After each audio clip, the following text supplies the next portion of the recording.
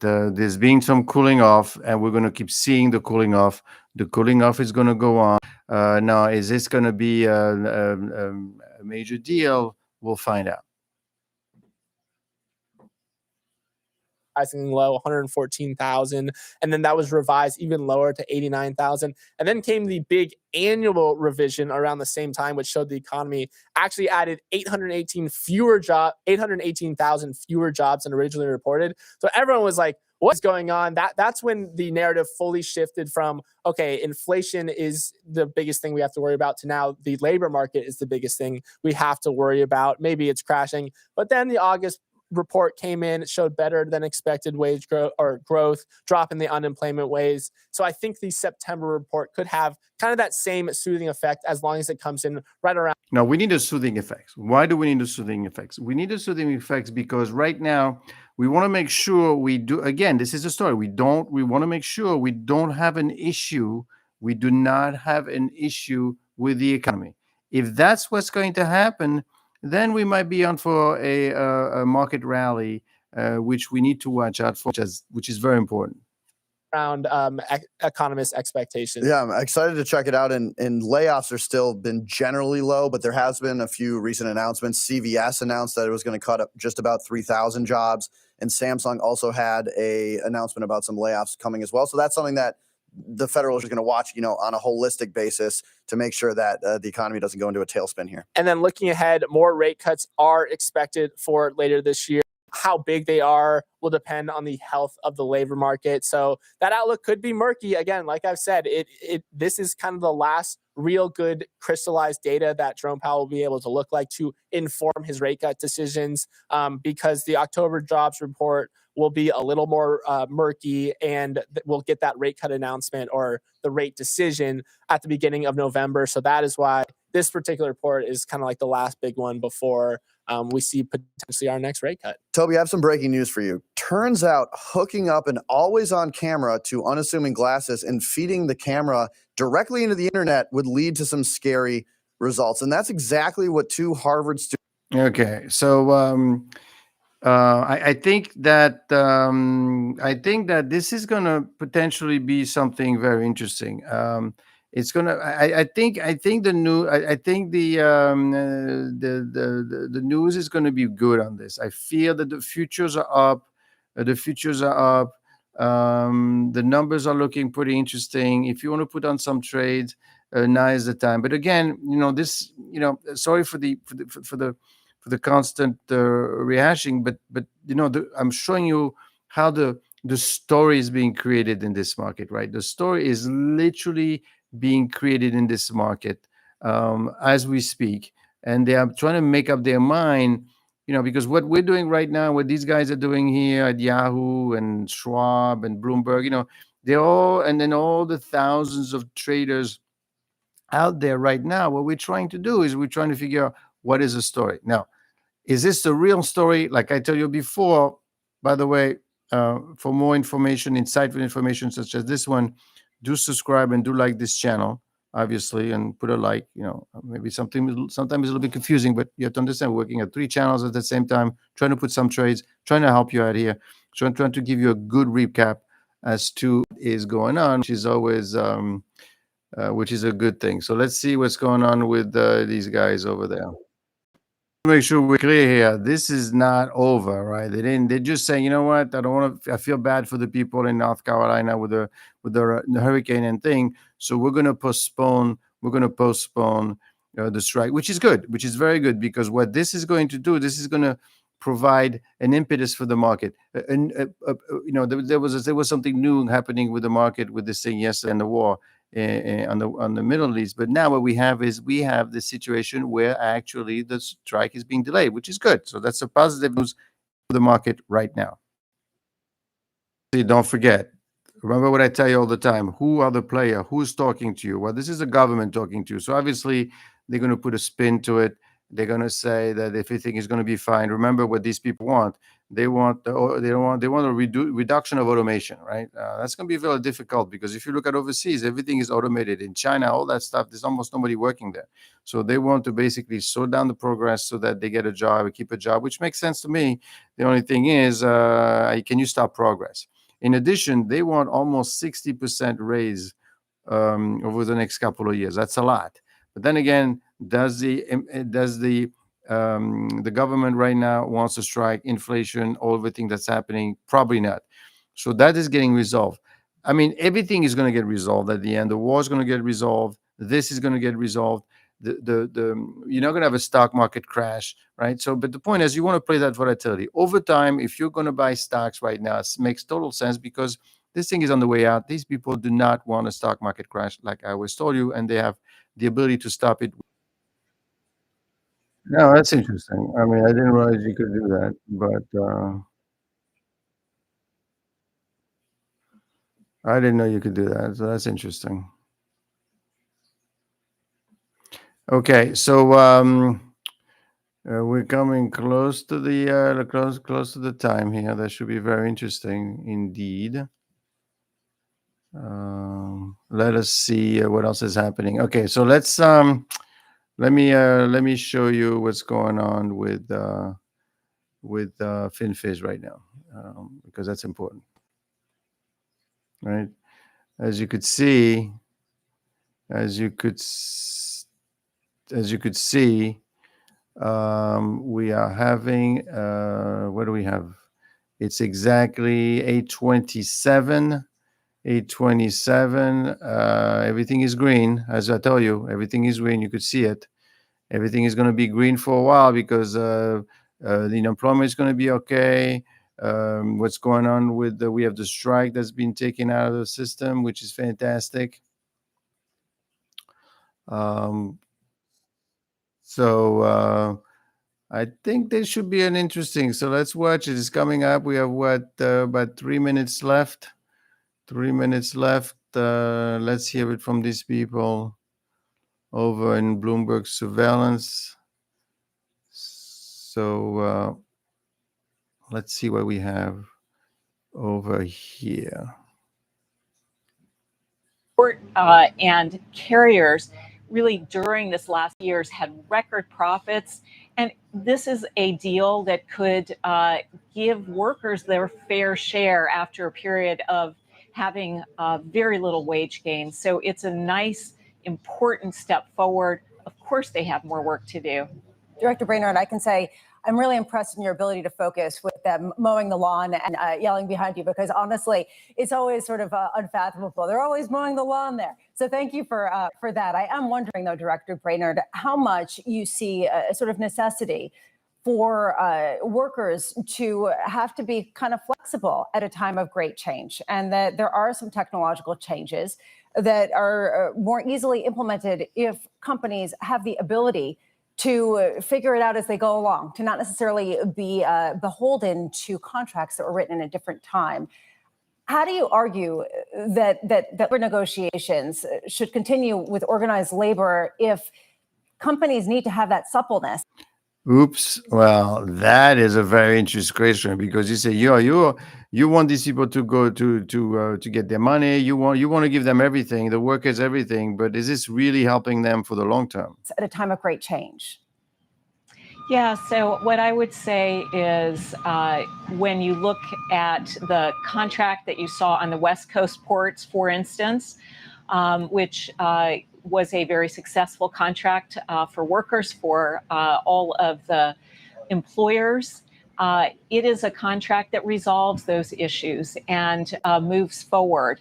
And I expect the same is possible in the context of the collective bargaining process that now has been extended into next year on the basis of a really strong wage offer. Unions. Why is it though? Our ports are back open. Our dock workers are back at work. American consumers really won't see any effect of this at all. And again, we see that the collective bargaining really works when you support it and give it a chance, which is what the vice president, the president, have let's always listen done. to in terms of the progress at the bargaining table, for many months, the two parties hadn't been working together. Now, Okay, so I guess you guys did a good job. Okay, that's very nice. Let's see what's happening with the because that's what you came here for. Here we go. What do we look like? Let's see. Green everywhere. Green, green, green. Actual, hold on. 830.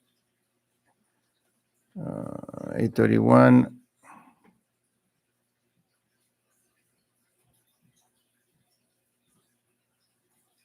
That's where the actual is coming up. Breaking news. Unemployment rate 4.1 versus 4.2%. Wow. Okay, so let's go to Schwab's over here. 0%. Forecast was for 3.7, 3.8%.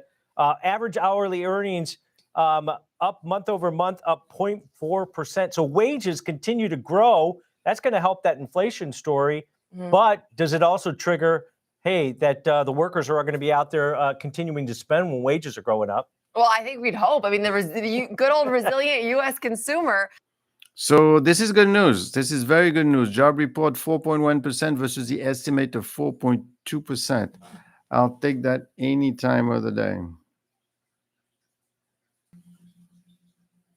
Yeah, I mean, like there's still like construction continues to add 25,000 jobs. That's above its average. Not a lot, though, that excites you, though, when you break down each industry. Like I feel like typically I look to like leisure, hospitality. Yeah. That was not really a headline story of this report. Yeah, that had been the headline for the previous 2 years, right? But now it's starting to even out a little bit. And I noticed on the JOLTS that construction work job openings started to ramp up because interest rates have come down. So maybe that's a component that's lending support to this overall number.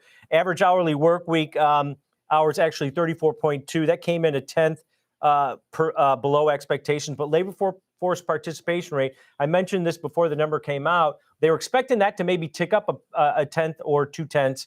That came in 62.7. So in line with last month's and the estimates here. Jenny, the impact here to the different areas within it. Nick Timmeros came out with something revisions he was highlighting there, and the strength in the labor market, because we're at full employment right now around this 4 to 4. Okay, so going back to what's going on here. Okay, the news is fantastic. We have great news for the unemployment. September payroll, traders shed bet on 50 basis point cuts. So basically, what we have is the futures are up right now. We have port strike is over. This looks pretty good, people. Okay. I like what I see. I like what I see, and I enjoy it. Look at this. Look at this. Look at this. Let me show you what's going on actually in the market right now.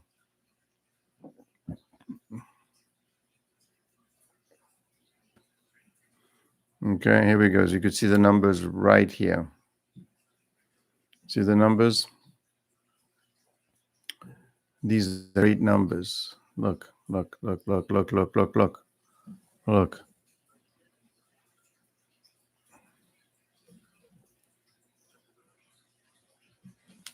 Yes?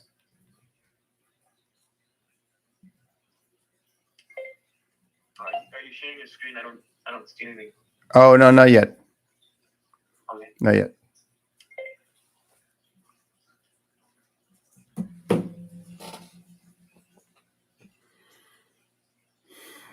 Okay. Look at this. What I have is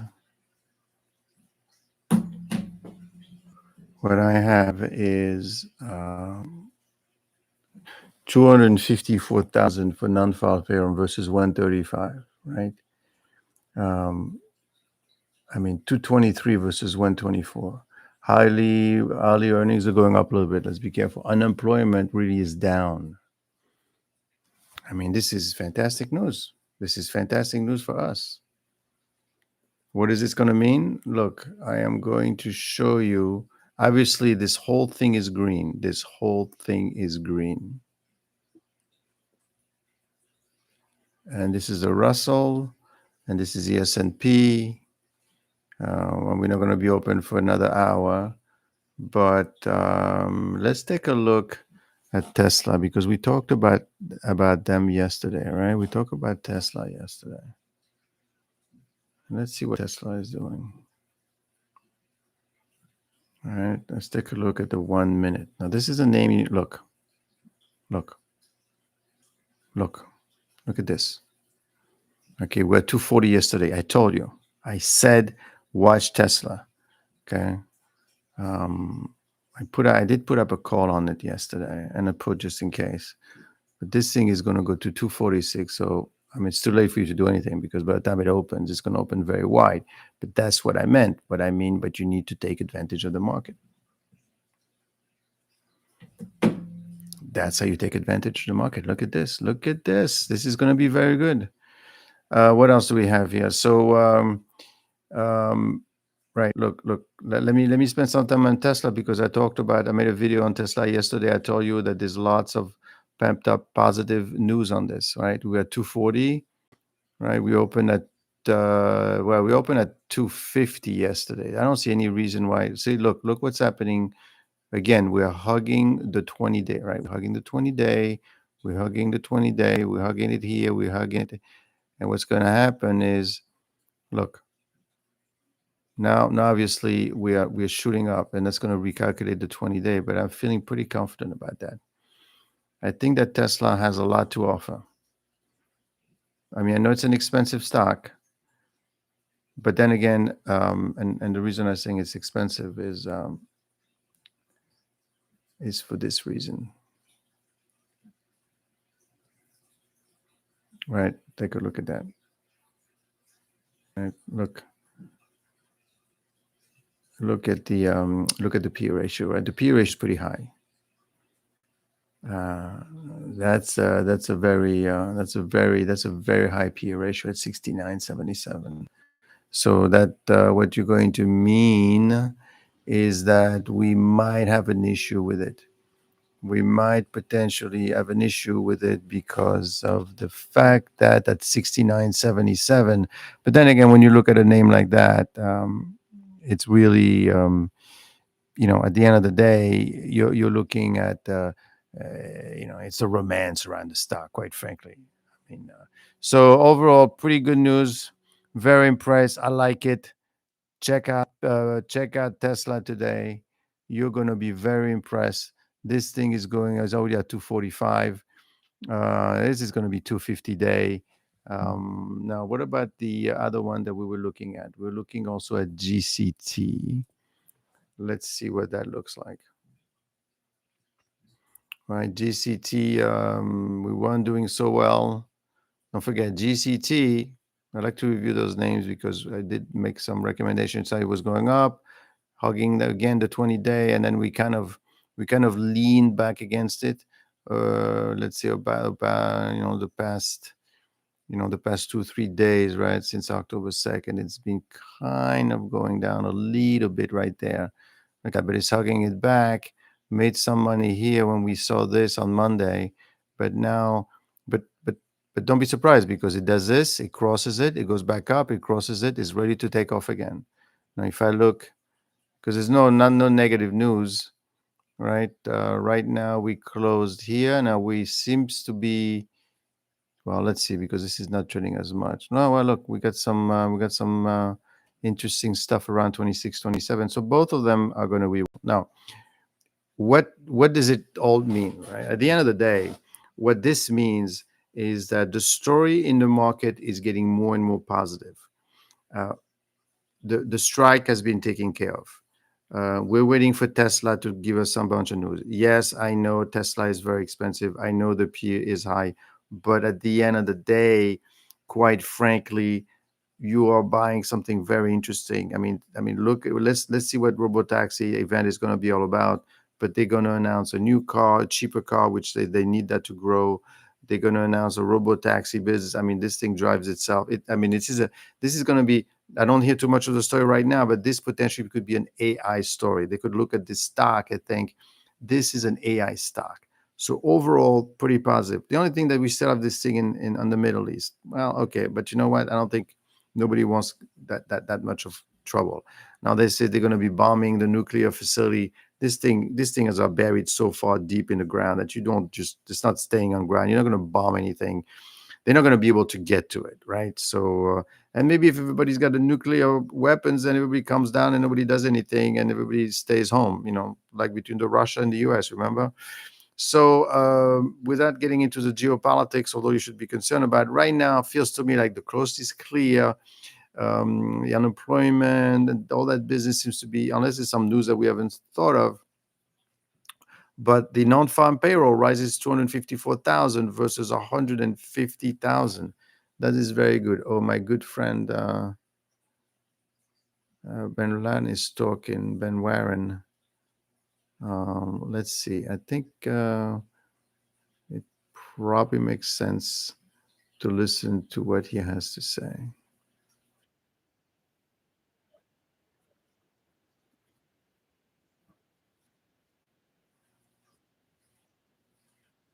Forced by 50 basis points cut. Let's also remember that the market didn't expect a 50 basis point cut based on data. It expected it based on a reporting on the Thursday before the Fed board meeting. So there was no economic conditions that would justify 50 basis points, but there was a leak to a newspaper that moved market expectations. I worry that we continue to feed this monster of liquidity dominance. And at some point, we may regret it, either because inflation will not settle at 2% and or because financial instability will result from excessive risk-taking. Mohammed, is there a chance that we can have a no landing scenario? Sure, there's a chance that we can have a world in which there are positive things happening on the supply side, and we can be, quote, bigger but not hotter. Yes, that is part of the distribution of potential outcome. I think a soft landing is still the 55% probability. Bigger but not hotter is 15%. So add them two up, you get 70. And then you have a 30% probability that either because of or because of weakness in low-income households or because of a Fed policy mistake, we end up in a recession. Looking at these numbers, and Mohammed, thanks for being with us. You're going to stick with us. If you are just joining us, welcome. It's about 8:45 Eastern time this morning here in New York, and about 15 minutes ago, we got a blowout jobs report, 254,000. The median estimate in our survey was 150. Lisa's talked about the revisions repeatedly. The revisions were good. They were positive. If you look at the unemployment rate, we've dropped back to 4.1% from 4.2. Mike McKee suggesting we came very, very close to dropping to 4.0. Wage growth was high. Good morning, everyone. Today I'm going to start with giving everyone an overview of what my project is all about. So I'm working on a blockchain data analytics project under my project sponsor is a data. My project sponsor is a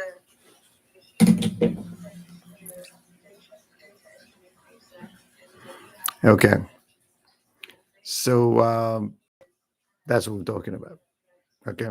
So I think this is all good. This is all good news. I'm going to let you go. Going to let you do some trading, go and make some money, and I will see you later on. But like I said, the story is very good.